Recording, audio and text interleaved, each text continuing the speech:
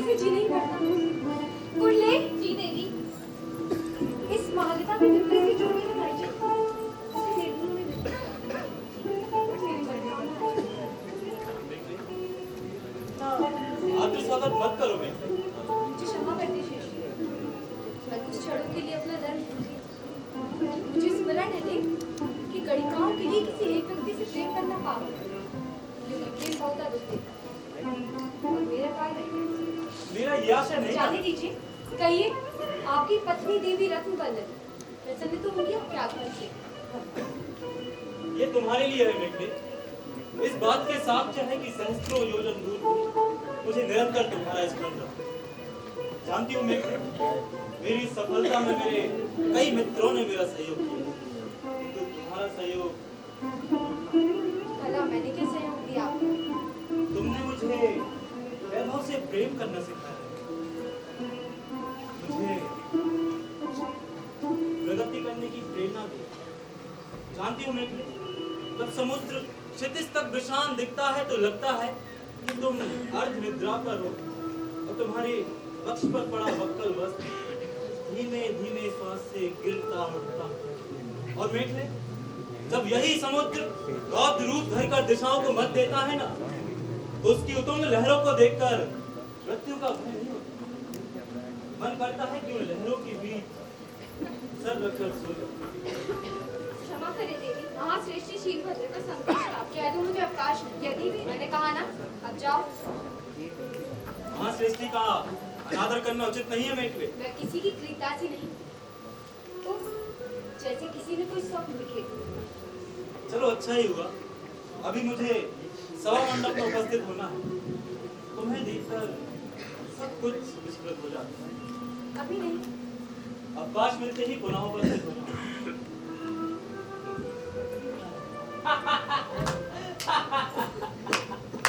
अद्भुत मेघले, अद्भुत। तुम्हारा अभिनय अद्भुत है। कैसे कह रही थी तुम? कुंडले, इस महालता के विक्रय से जो भी धन अर्जित हो उसे निर्धनों में वितरित कर देना। मेरी मनोकामना आज पूर्ण हुई। सच कहो मेघले, ये अश्रु कहाँ से लाती हो? इसके लिए तो तुम्हें स्त्री बनना होगा। तुम्हारे लिए तो मैं कुछ भी बनने को प्रस्तुत हूँ प्रिय। तभी तो तुम्हारे द्वार से बंधा है। ऐसा क्यों कहते हो मदन? क्या तुम्हें अब भी मुझ पर विश्वास नहीं? कितने रूप बदले मैंने तुम्हारे लिए। कुल की प्रतिष्ठा को त्यागा, किसी की पत्नी बनने के स्थान पर गड़ी का बनना स्वीकार किया। अब और क्या चाहते हो मुझसे? मैं सुखी देखना चाहता हूँ बस। अरे, ये मणि ने भेंट की है। छोड़ो इन्हें, फिर कभी देख लेना। क्या इन आभूषणों पर मेरा कोई अधिकार नहीं? ये धन और ऐश्वर्य तुम्हें मेरे ही कारण प्राप्त हुआ है ना? गड़ी का होने का सम्मान भी। क्या मैं ये नहीं जानती कि आर्य चंद्रकेतु की बहन विशाखा को षड्यंत्रवश गड़ी का तुमने बनाया? तुमने जिस नर्क में जन्म लिया है मदन, तुम्हारी दृष्टि भी उसी पंख से रंजित है। कितने निर्लज्ज हो तुम। हाँ, मैं निर्लज्ज ही सही। गड़ी का पुत्र सुर अपेक्षा भी क्या की जा सकती है? क्षमा करे देवी, आमात्य चंद्रकेतु आएगा। सर्वव्रति गुण संपन्न नगर शोभनी देवी अनंग मेखला को राज्य की ओर से सेवक का अभिवादन। स्वागत है माते, आसन ग्रहण करें। आपके पश्चात कल्याणी। अमात्य राज्य का सेवक होता है प्रिय, और इसी नाते राज्य की अग्रगणिका का। वैसे मुझे प्रसन्नता होती यदि तुम मुझे अमात्य के स्थान पर केवल चंद्र के। इस संबोधन के लिए इस ग्रह के कुछ और नियम है हमारे। समझा, तुम्हारा आशय तुम्हारे शुल्क से है। मेखले, मैं राज्य कर्मचारी हूँ और राज्य ने अपने कर्मचारियों को ये सुविधा दे रखी है कि वे राज्य की ओर से जहाँ कहीं भी संभव हो अपना भाग ग्रहण कर सकते हैं। तो कुछ समझी नगर शोभनी। मेघले, केवल एक बात गवाक्ष पर तो आओ मेघले। एक बार मिल क्यों नहीं लेती नीली से? तुम्हारा प्रेमी दिखता है। ये कोई आश्रम नहीं है अमात्य। किंतु ये तो सृष्टि पुत्र इसका है। पिता महाश्रेष्ठी था, किंतु इस मूर्ख ने अपनी पैतृक संपत्ति, अपना व्यापार सब कुछ नष्ट कर दिया है और अब ऋणी है। नष्ट कर दिया है या तुम पर? देखो मेघले, यदि तुम गवाक्ष पर नहीं आई तो मैं तुम्हारे द्वार पर अपना शील फोड़ लूंगा। बाबा ने इस मूर्ख को उठाकर कहीं दूर फेंका है। तुम्हारी निष्ठुरता देखकर तो मेरा हृदय कांप जाता है मेघले। और आपकी निष्ठुरता देखकर मेरा। अर्थात मैंने सुना है आपने महामात्य बनने के लिए अपनी बहन विशाखा को ही दाव पर लगने दिया। चला गया देवी, कहता था सब कुछ त्याग कर भिक्षु बन जा। क्या भिक्षु बन जाएगा? देखा मात, इस नगर शोभनी का प्रभाव। एक श्रेष्ठ पुत्र भिक्षु बनने चला। धर्मा मात से कहिएगा, उनकी स्पर्धा मुझसे ही। गढ़ी का अनंत मेखला आचार्य हो गई है।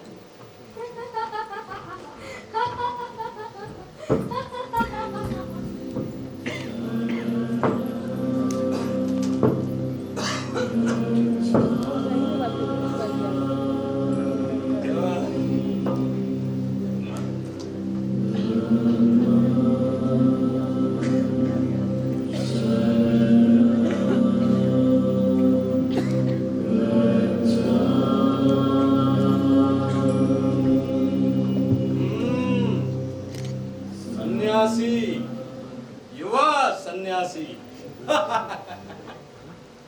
वैरागियों के संप्रदाय तो आजकल ऐसे उग रहे हैं जैसे वर्षा के बाद खरपतवार।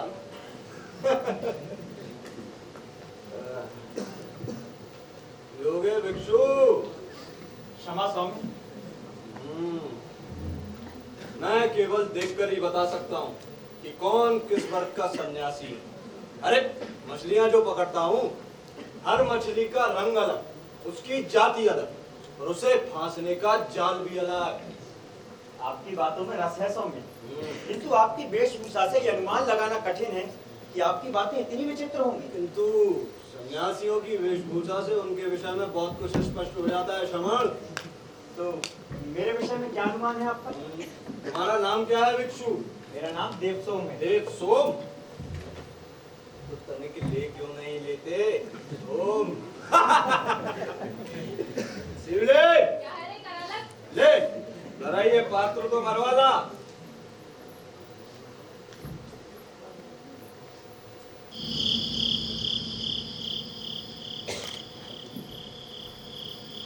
कहने को वेशी है, किंतु है बहुत अच्छी।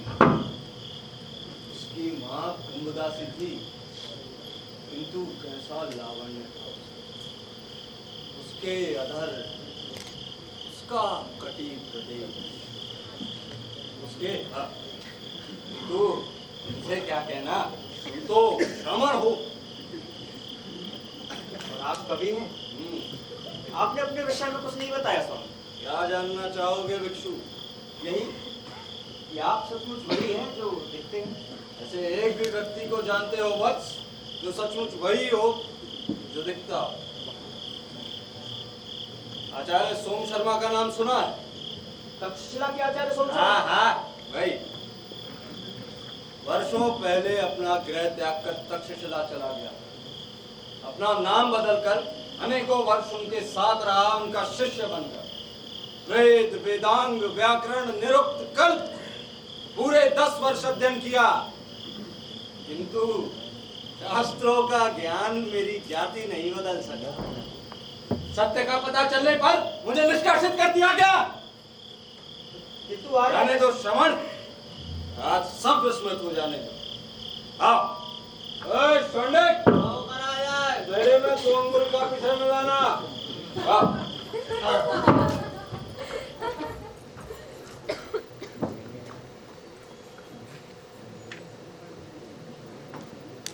देवी रत्न वल्लरी को अमात्य चंद्रकेतु का अभिवादन। स्वागत है अमात्य, आसन ग्रहण करें। आपने बुलाने का कारण नहीं बताया। बहुत दिन हुए अमात्य, आपके दर्शनों से वंचित थी, तो सोचा कि मैं अत्यधिक व्यस्त था। आपको जानकर प्रसन्नता होगी कि मुझे अंग का भावी महामात्य मनोनीत किया गया। अद्भुत अमात्य, मैंने समझा था आप कहीं और व्यस्त हैं। मैं आपका आशा नहीं समझा। जाने दीजिए, कहिए बहन विशाखा कैसी है इन दिनों? यदि आप इस निमंत्रण का प्रयोजन कहें तो उचित होगा।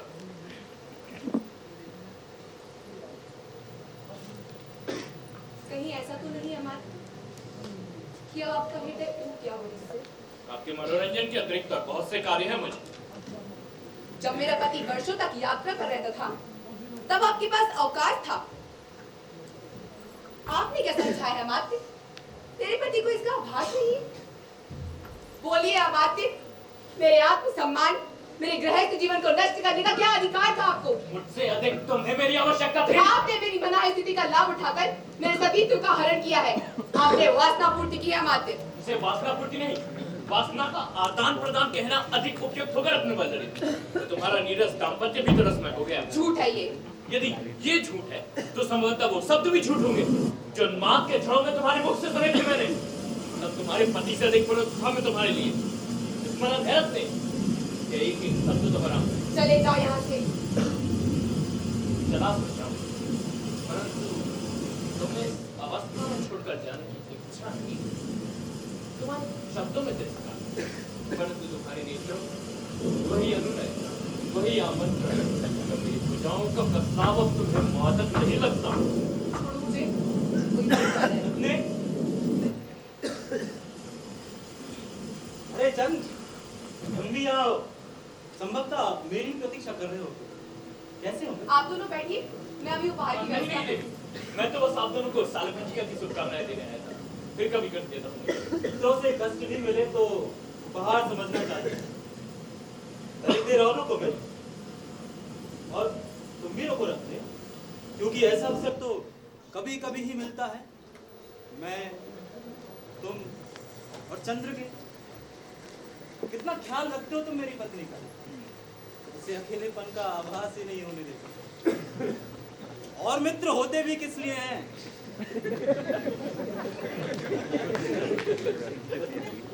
इतने विस्मय से क्यों देखते हो मुझे? क्या मैं आसमय चला आया? मुझे क्षमा कर देना मैं, यदि कोई असभ्यता की हो। कुछ देर और रुक जाना मैं, रत्न के लिए। आज शाल भंजिका है, मुझे स्मरण था रत्न। किंतु जब मैं उद्यान में गया तो देखा कि जिस शाल वृक्ष के पुष्प मैं तुम्हारे लिए हर वर्ष तोड़कर लाया करता था, उसमें इस वर्ष फूल ही नहीं होगा।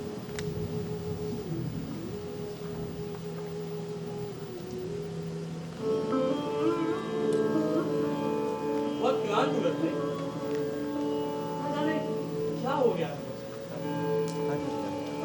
देख दीदी कहता, अरे अरे छोड़ो मुझे, छोड़ो मेरा अग्रसर। देखो कैसी खटोली है ये। बाबू पोत्रिय मिला है हमने, मुझे कंच की चाहिए।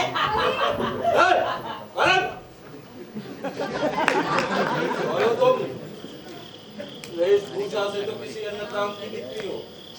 क्या नाम है तुम्हारा? चारुकेशी, कहाँ की निवासी हो? काशी के समीप एक ग्राम है, वहीं के निवासी। यहाँ अपनी पति की खोज में आई हूँ। क्या वे किसी व्यापार के संबंध में यहाँ आए थे? नहीं, तो क्या वे तुमसे रुष्ट होकर अथवा तुम्हें त्याग कर यहाँ चले आए? नहीं, भिक्षु बन गए। क्या नाम है तुम्हारे पति का? देवसोम। देवसोम नाम के एक भिक्षु से तो मैं भी परिचित हूँ। तुम्हारा पति दिल्ली में? किंतु भिक्षु तो सभी एक जैसे ही दिखाई देते हैं, कैसे ढूंढोगी उसे? यदि तुम्हें आपत्ति ना हो तो आज रात तुम मेरी कुटिया में विश्राम कर सकती हो। मैं प्रतिदिन राजगृह आता हूँ, कल तुम भी मेरे साथ आना। हम दोनों मिलकर तुम्हारे पति को इन भिक्षु शिविरों में खोलेंगे। अब तो बहुत उपकार होगा था। प्रतीत होता है कि तुमने कई दिनों से ठीक से भोजन तक नहीं किया। आओ आओ चलकर कुछ खा लो। आ जाओ। आओ पुत्री, आ जाओ।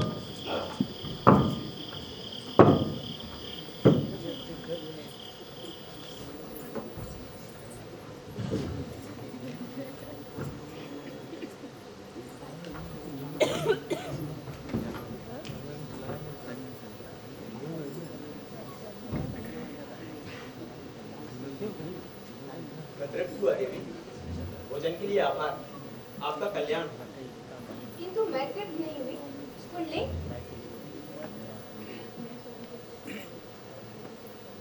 कुछ ऐसा बताएं जिसे सुनकर चित्त शांत रहे। अवश्य कल्याणी। शास्त्र का संदेश है कि कामनाएं ही दुख का कारण है। धन और ऐश्वर्य काम और मोह को जन्म देते और जन्म देते हैं वेदनाओं को। मुझ जैसी स्त्री के विषय में शाक्य मुनि का क्या संदेश है? शास्त्रा के लिए मनुष्य मात्र में कोई भेद नहीं है देवी। उनकी दृष्टि में सब एक है। इसे सभ्यता ना समझे, किंतु सत्य तो ये है बंदी कि मैं मात्र एक गणिका हूँ। समाज के नियमों की सीमा मेरे द्वार पर आकर समाप्त हो जाती है। तनिक बताएं मुझे, यहाँ आने वाले व्यक्तियों को क्या आकर्षित करता है? इस अनंग निकले का व्यक्तित्व या उसके शरीर का प्रसार? प्रेम तो वृद्धा गणिका भी करना जानती है। राजगृह के इन कुलीन नागरिकों की भीड़ में मेरा औचित्य केवल एक वस्तु का होता है। इसलिए मैं समाज से शुरू होती हूँ। जैसे जैसे आयु रहेगी, ये सम्मान स्वतः ही क्षीण हो जाएगा। जिस सत्य ने तुम में इतनी कटुता भर दी है, वही तो है आर्य सत्य। जन्म, जरा, व्याधि, मरण। मनुष्य जन्म से ही मरण की ओर गमनशील होता है देवी। देवी, प्रिया ने पूछा है क्या वो आर्य समाज के दर्शन कर सकती है? अवश्य, उसे यहीं बुला लो। अत्यंत रूपवती है। कुछ ही मास पूर्व से मैंने अपने यहाँ आश्रय दिया है। इधर आ सुमुखी।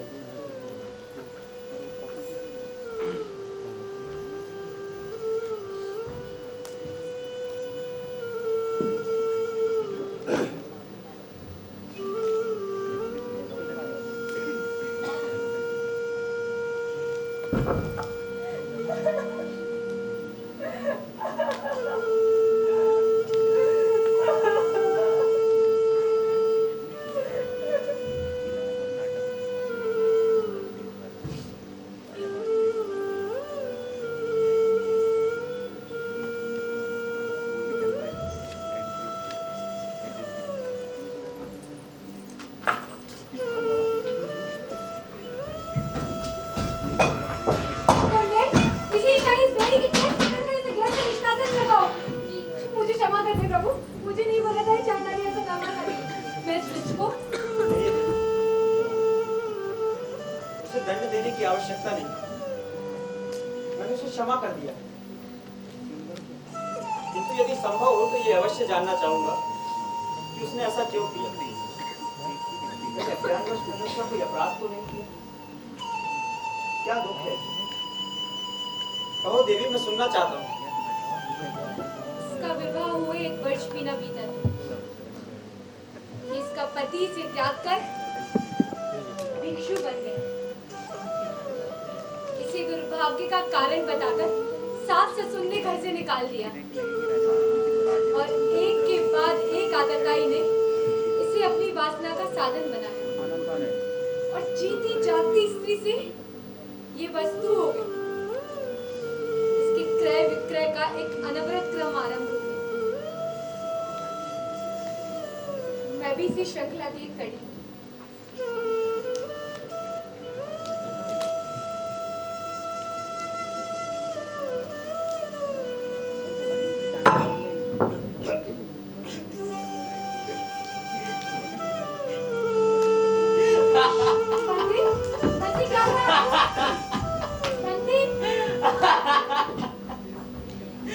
केवल धर्म बदल देने से आत्मा नहीं बदल जाती। ये सबके सब भागे हुए लोग हैं। तुम जानती ही क्या उनके विषय में? ऊपर से शांत दिखने वाले समूह में कितना कलह, कितना द्वेष है। जाकर देखो, किसी अपानशाला के बाहर याचना कर रहा होगा। देख, बात की देख अरे देव सो के विषय में कुछ नहीं कहोगे तो हम कहूंगा, देख ले, अवश्य कहूंगा। देख, ये देखो क्या हुआ ना? मुझे क्षमा कर दी श्रेष्ठी, मेरी दासी ने श्रवण का अपमान कर दिया। क्या अपमान कर दिया? किंतु क्यों? तुम नहीं जानती कि देव मेरा मित्र है? तुम स्त्रियों को ये क्यों विस्मृत हो जाता है कि वो याचक नहीं श्रवण है?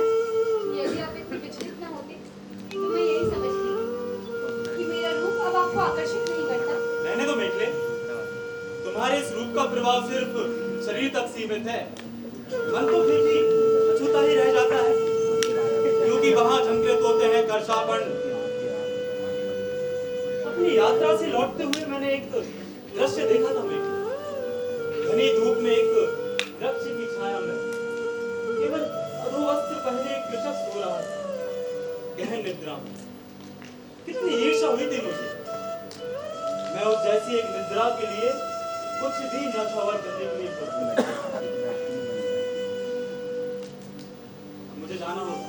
रुकिए ना, मुझे क्षमा किए बिना आप कहीं नहीं जाएंगे।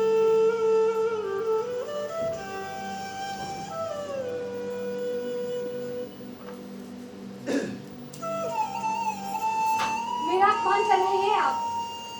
मैं धन के रूप से आपसे प्रेम नहीं करती।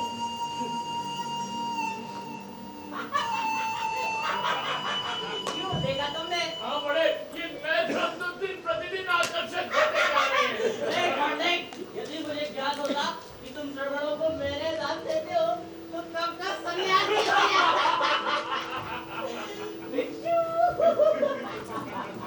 देवसोम, यहाँ चले आओ देवसोम। हाँ श्रवण, खरा लग। इतना समय हो गया तुम्हें देखे हुए। पहले तो यदा कदा भेंट हो भी जाती थी।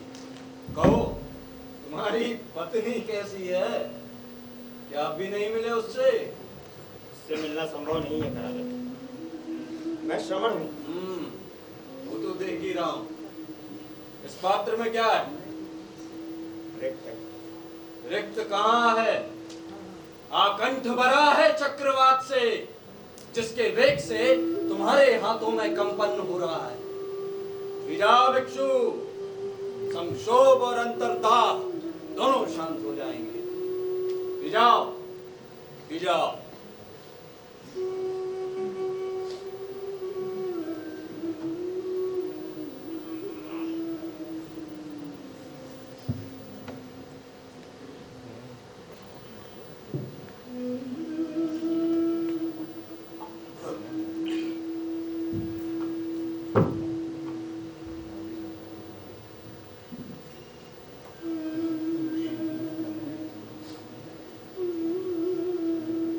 राजगृह का त्याग कर रहा हूँ करालक। एकाएक राजगृह से इतनी विरक्ति कैसे श्रवण? जिस शांति की खोज में गृह त्यागा था, तो मुझसे अब भी उतनी ही दूर है। जो रहा सहा निश्चय था, वो भी अब मिट चला। समझ नहीं आता करालक, ये अंधकार भीतर है या बाहर? देर को अपने आप से आंखें मूंद लो श्रवण। अंधकार कुछ कम हो जाएगा। शिवले, तुम कुछ कह रहे थे श्रवण? कह नहीं रहा था करालक, सोच रहा था। कितना शांत था हमारा ग्राम। आम्र वनों से घिरा हुआ, फूस और मृत्तिका की छोटी सी कुटिया थी हमारी। निर्धन अवश्य थे करालक, किंतु दरिद्र नहीं थे।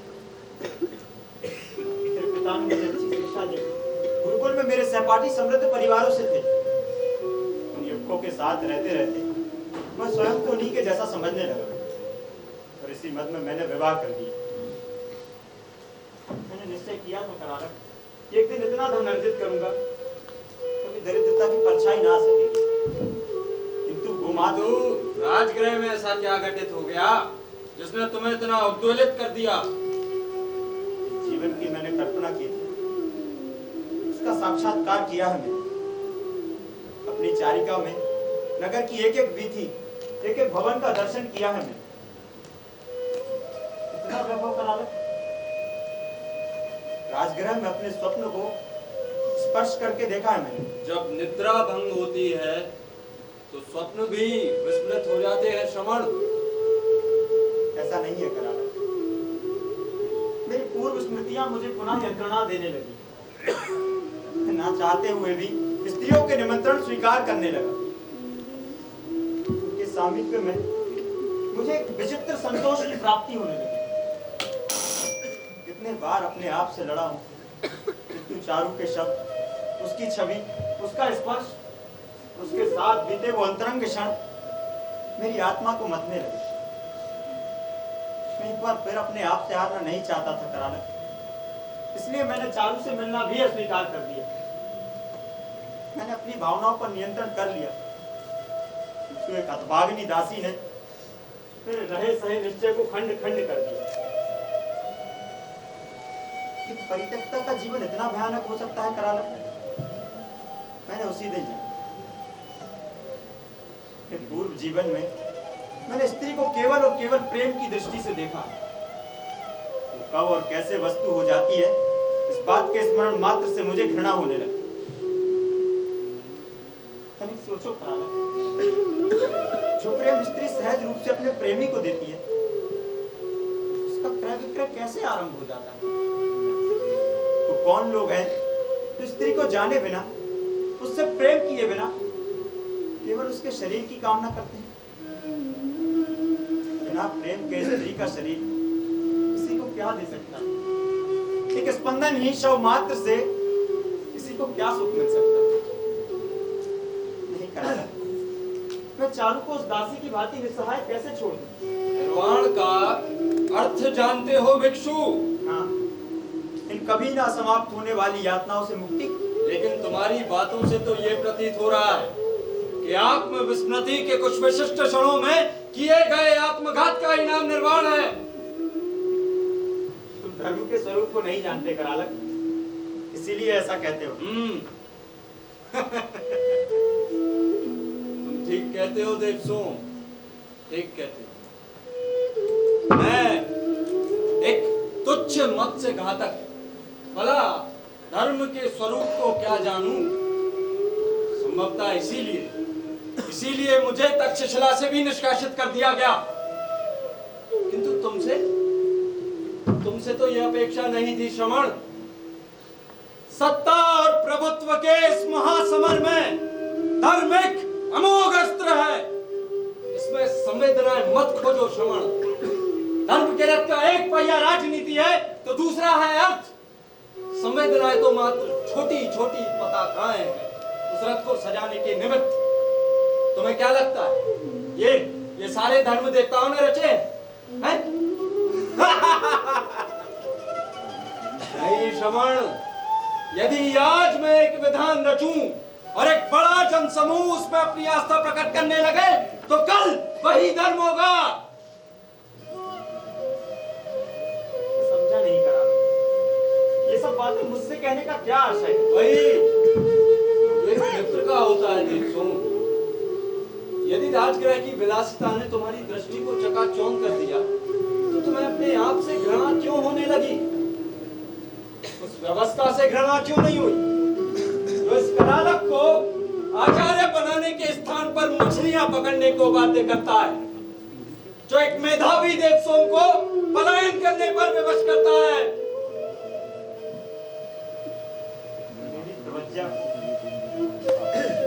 मात्र पलायन समझते हो। मैं नहीं श्रवण, तुम स्वयं समझते हो, अन्यथा तुम्हारी ये दशा नहीं होती। अरे तुमसे तो भली तुम्हारी पत्नी है जो तुम्हें खोजते खोजते यहाँ तक चली आई। कम से कम उसका कोई लक्ष्य तो है?